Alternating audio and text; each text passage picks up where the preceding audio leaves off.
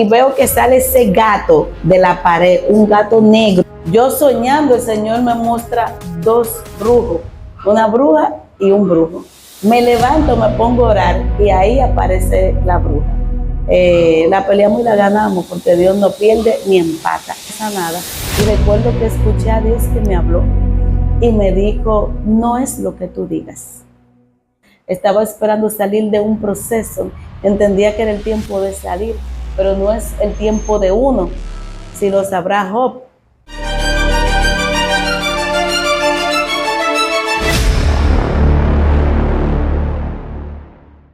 Dios te bendiga y te llene de su amor. Dios le bendiga a todos. Tenemos la honra, el honor de en este video contar con nuestra pastora Caro Ramos de la iglesia Altar Encendido del Gran Yo Soy. Es más que un placer tenerla aquí en nuestro canal para que nos hable de sus vivencias, cómo es el camino del pastorado, qué tan fácil y qué tan difícil ha hecho y los milagros que ha hecho Dios en esta nueva etapa que usted tiene como pastora. Bueno, para mí también es un privilegio estar aquí en el canal de ustedes, una pareja de matrimonio, jóvenes cristianos. Así que me siento más que agradecida del Señor por su invitación, por tomarme en cuenta. Le tenemos una serie de preguntas a las cuales nos gustaría que nos conteste sobre, como habíamos hablado anteriormente, sobre las vivencias y cosas que le ha pasado estando en los caminos del Señor. Pero antes de eso, no podemos iniciar sin saber quién es la pastora Caro Elizabeth Ramos Batista. Bueno, la pastora Caro es la hija menor de 3 hermanas, es madre de 3 hijos, es docente de vocación, de esa docente de antes que amaba saber con quién vivía el niño, su situación y se preocupaba por ellos. Es sensible a todo lo que afecta a los niños, esa parte vulnerable, indefensa. Y sobre todo es una sierva de Cristo y conoce la identidad que tiene como hija del Dios viviente. Esa es la pastora Caro. Búscale el agua azul, ven ahí atrás. Aquí está procediendo el líder ministerial, Johnson Guerrero. Pero esa agua tiene una semana ahí en la iglesia. Pero es tuya. No, gracias. Así no, así no. Y ustedes, sí, hay un menudo. aquí se ve que había un Gatorade y le echaron agua. No. Esta marca que reconoce su botella. Aquí o no paga una patrocinación. O no se enfoca. El patrocinio. Gracias. Luego de esa breve introducción, tenemos la segunda pregunta. ¿Cuándo la pastora llega a los caminos de Dios? Bueno, llego a los caminos de Dios a los 18 años por un sentir de agradecimiento hacia el Señor. Y me explico. Cuando yo era niña, mi abuela cristiana nos llevaba siempre a la escuela bíblica. Gracias a mi abuela es que se cumple la palabra en mí de instruye al niño en su camino y cuando crezca no se apartará de él. Yo soy esa viva prueba de que el niño tiene que ser instruido. Crezco, pero no crezco en un hogar cristiano, a pesar de que en mi familia mi abuelo era fundador de iglesias, fundó 5 iglesias, mi abuela era cristiana, una mujer de oración terrible, donde un brujo no aguantaba, esa mujer dando rodillas, familia de Luis Urbáez, el famoso predicador que Dios usó mucho, primo de mi abuela, tío abuelo mío. Pero no crecimos por situaciones, ¿verdad? No crecimos en ese hogar cristiano. Y ya con la base de mi abuela, pues a los 18 años, se despierta una inquietud en mí donde yo decía, pero ¿qué yo le doy a Dios? Dios me ha dado tanto, tengo salud, tengo casa, tengo techo. Porque ¿qué pasa? Que muchas veces la persona tiene que pasar por un proceso para venir a los pies del Señor. Conmigo el Espíritu Santo trató de totalmente diferente. Fue como en ese amor y esa necesidad de yo devolverle un poquito al Padre en alguna manera. ¿Y cómo lo puedo devolver al que es dueño de todo? Con mi vida, rindiéndome a Él. Entonces comencé a visitar iglesias. para ver una que fuera de acorde con lo que decía la palabra, ya instruida. Y así llego a los 18 años. Amén, gloria a Dios. Llegó muy joven a los caminos del Señor. Y qué bonito que fue por amor. ¿Cuál fue su primera experiencia con Dios? Bueno, mi primera experiencia con Dios fue alrededor de los 8, 9 años de edad. Estando en el patio de mi casa, siendo una niña, recuerdo que estaba parada y me rodearon muchas luces, cientos de luces, como si fueran punticos de luces de colores. Y me cubrían en totalmente un círculo de la cabeza a los pies. Y yo intentaba tocarla, pero como eran luces, no la podía tocar. Y se quedaron todas esas luces suspendidas alrededor como de 5 minutos. Y yo no entendía qué era lo que pasaba. Y lo primero como muchacho al fin que me llegó a mí a la mente es, los extraterrestres existen, algo está pasando aquí. Esa fue una de las experiencias, de las primeras, no sé si esa o una experiencia donde el Señor me mostraba muchas moradas en el cielo. Esa experiencia a mí incluso se me olvidó, la bloqueé. Y estando hace como 3 años en la iglesia, adorando, cantábamos, trae aquí el cielo, quiero ver el cielo, muéstrame el cielo. Y recuerdo que el Espíritu Santo ahí me dijo, yo ya te lo mostré. Y me trajo a memoria esa experiencia de muchas moradas. Una de esas dos fue mi primera experiencia. Wow, entonces su primera experiencia fue cuando usted era niña. Eso es muy impactante. ¿Cuál ha sido uno de los milagros más grandes que Dios ha hecho en tu vida? Bueno, son muchos, porque la vida del cristiano tiene un sinnúmero de milagros, de acontecimientos sobrenaturales, porque le servimos a un Dios de poder. Pero uno de los más impactantes para mí fue la vista de mi hijo Isaac. Lo he contado varias veces. Los cercanos a mí lo vivieron conmigo, en mi familia. Cuando mi hijo tenía 5 años, yo estaba embarazada entonces del más pequeño, Gabriel. Y como todos saben, los embarazos me da, pues se me enferman los riñones, me da taquicardia, angina de pecho, me baja la presión, aparte de los malestares con los vómitos, me sale una alergia en todo el cuerpo, se me cae el cabello. La verdad que mis embarazos son terribles y muy dramáticos, muy fuertes. Tienen que internarme y así. Y estando en ese estado tan mal, pues veo que a mi hijo Isaac se le ponen los ojos rojos. Cuando lo llevo al médico le diagnostican una enfermedad llamada uveitis. La gente lo puede googlear. Uveitis es una enfermedad del sistema inmunológico.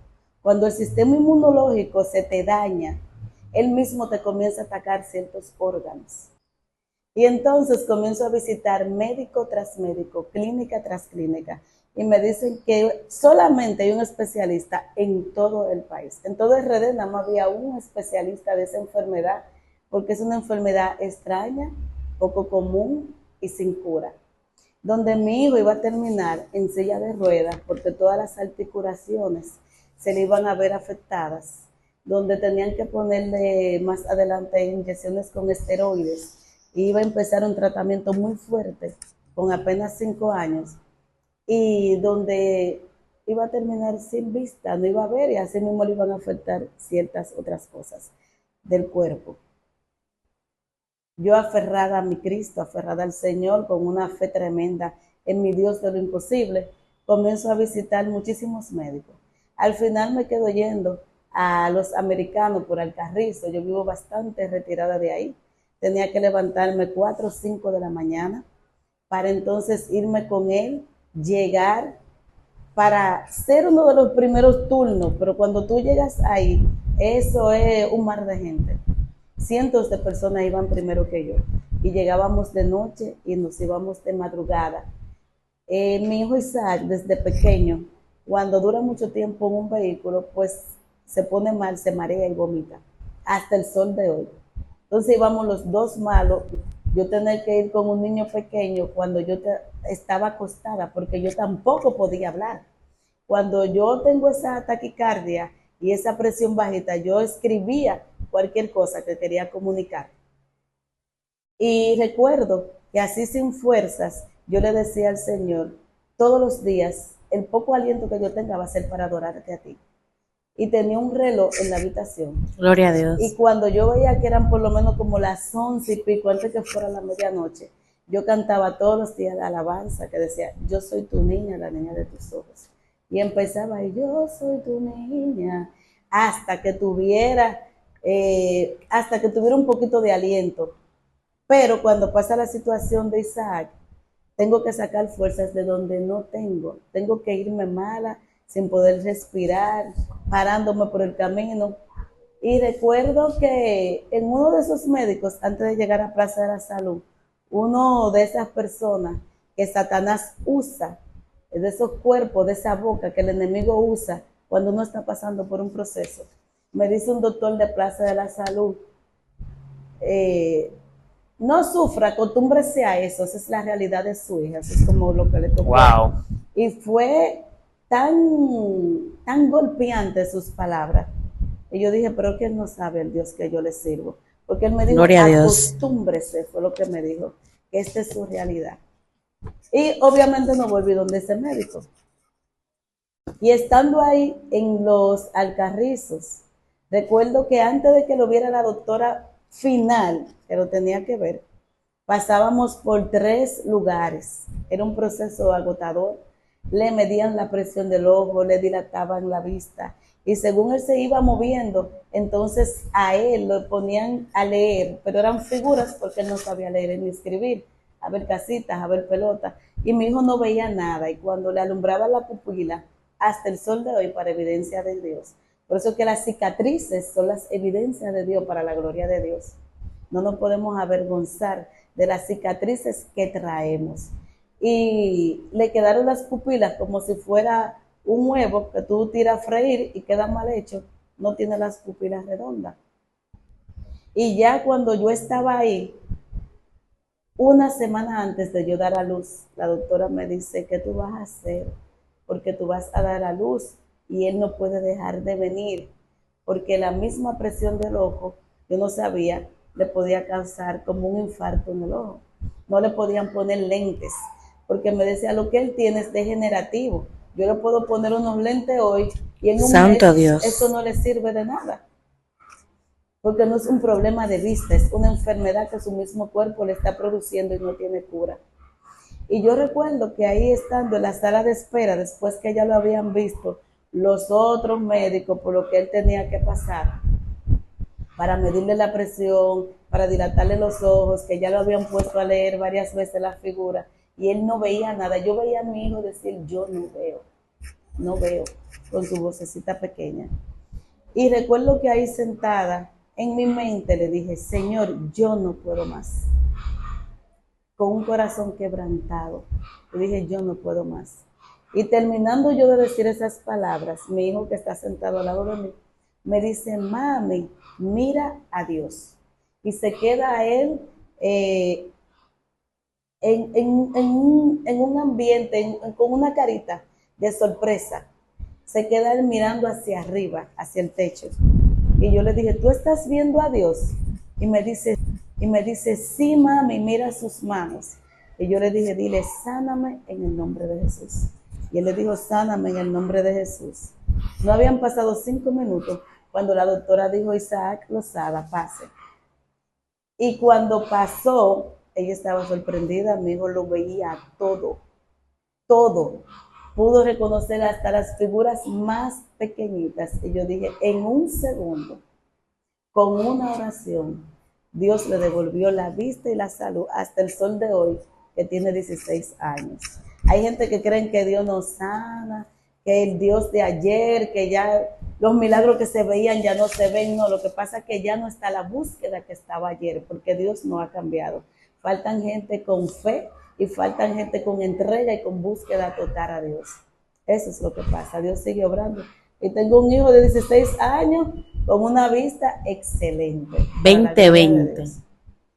Ese fue uno de los milagros que más me impactó. Aparte de que yo sufrí de migraña y he visto muchos milagros en Dios, de migraña, de riñón, el Señor me ha sanado de todo.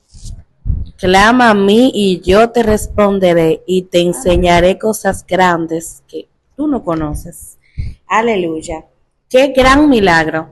Ahora quiero que tú nos digas cuál ha sido la experiencia sobrenatural más fuerte que te ha tocado vivir. Bueno, también hay muchas, como los milagros. De los milagros quería comentar hace poco un caso que ustedes conocen, que es una madre que fuimos a su casa a orar por ella. Le habían diagnosticado cáncer en la garganta, ya tenía la bola, no podía tragar. Ella no me dijo que tenía cáncer en la garganta.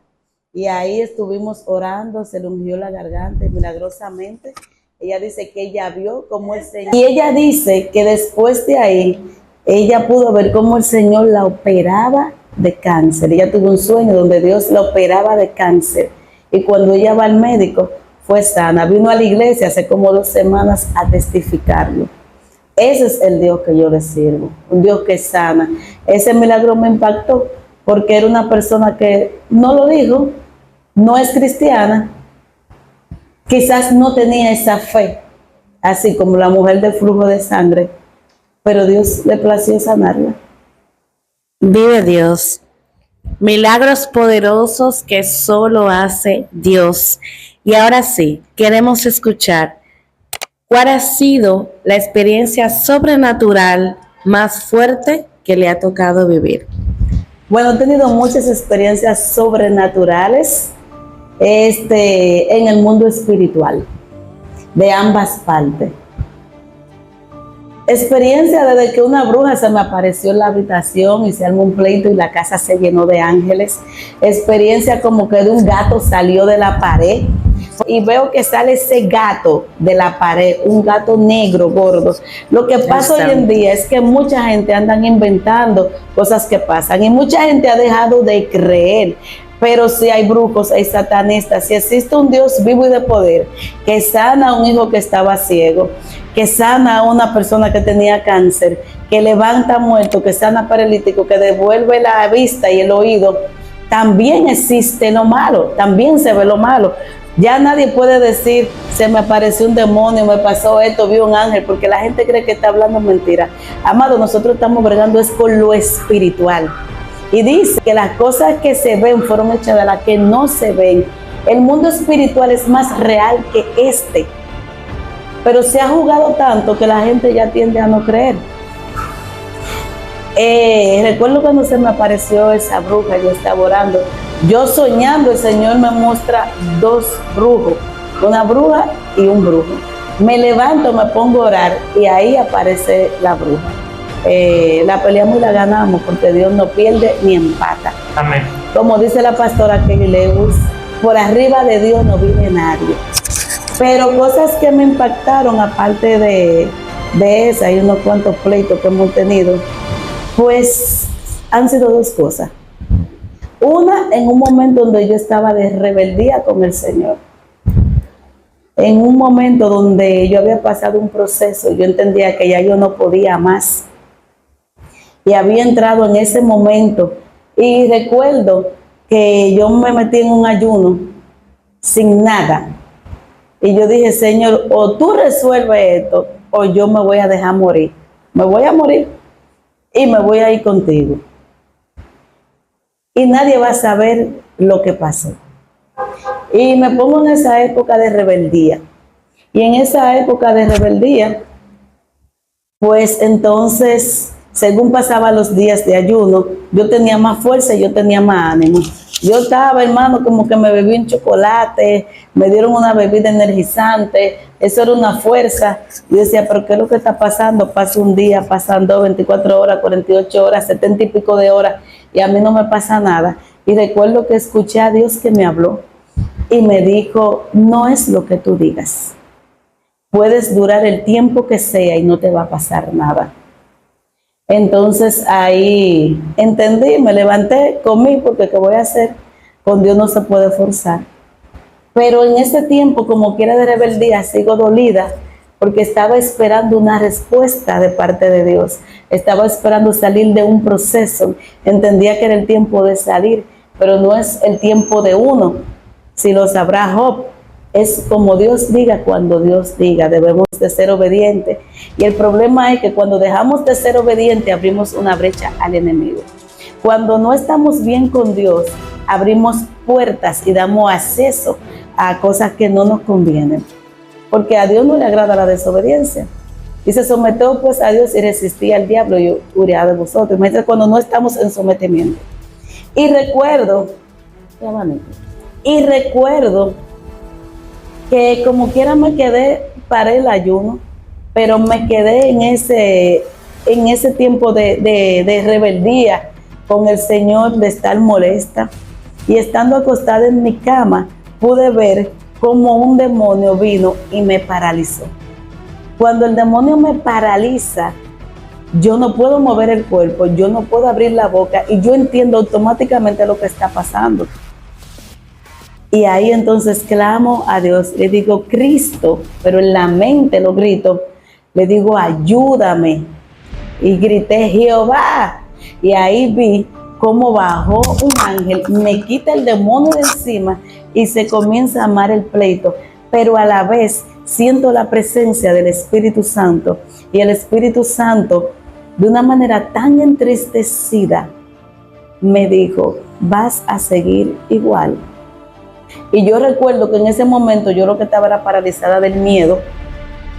Y le digo, no, Señor, yo no voy a seguir igual, pero yo estoy viendo el pleito. Y el Espíritu Santo me está hablando.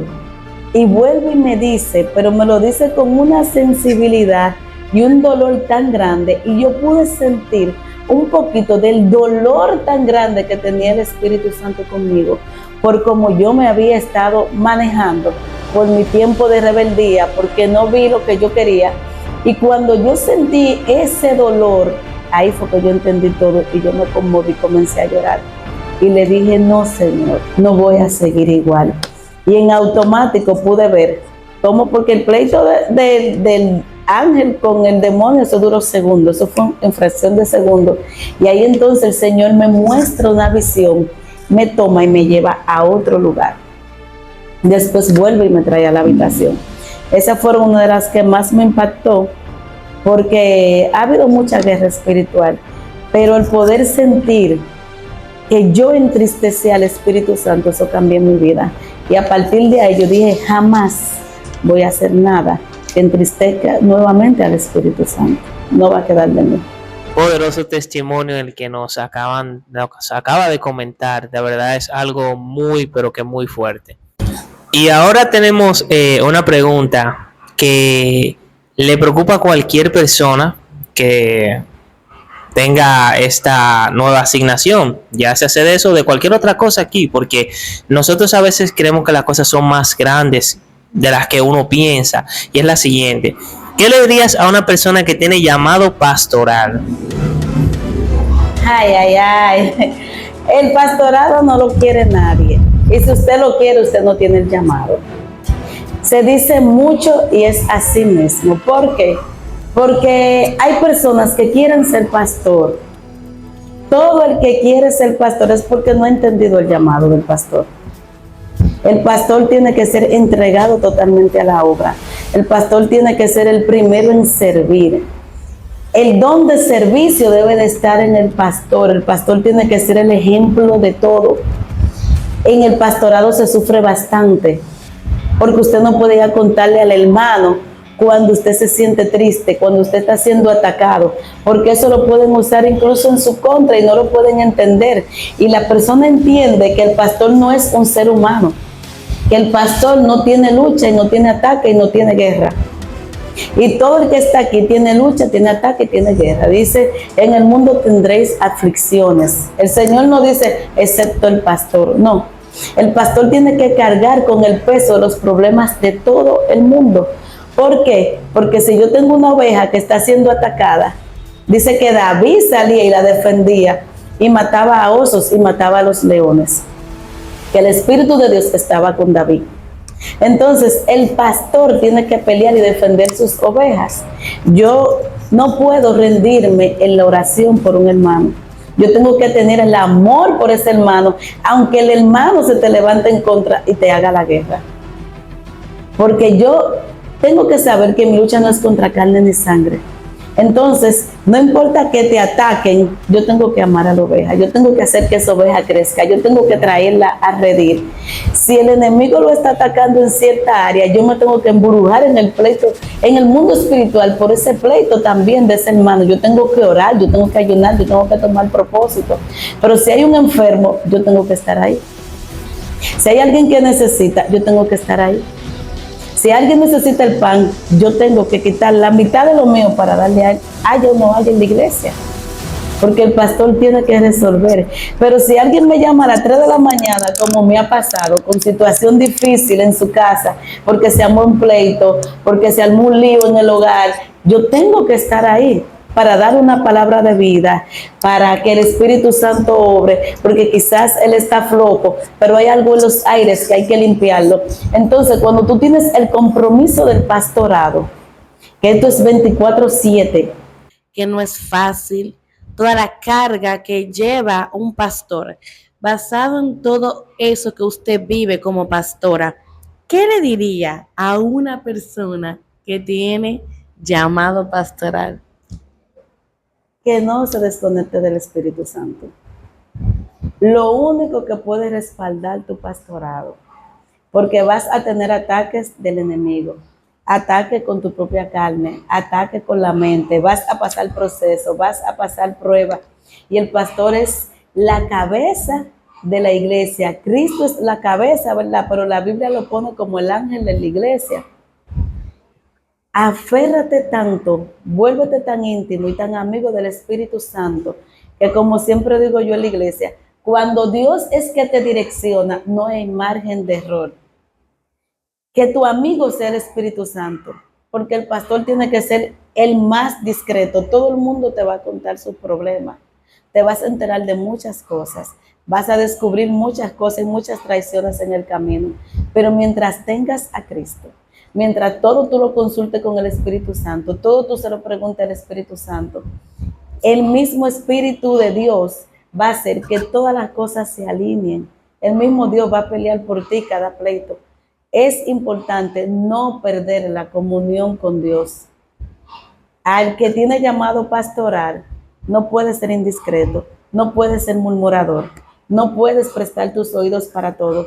Tienes que estar recogido en cierto modo, tienes que estar para todos, pero no puedes involucrarte en ciertas cosas.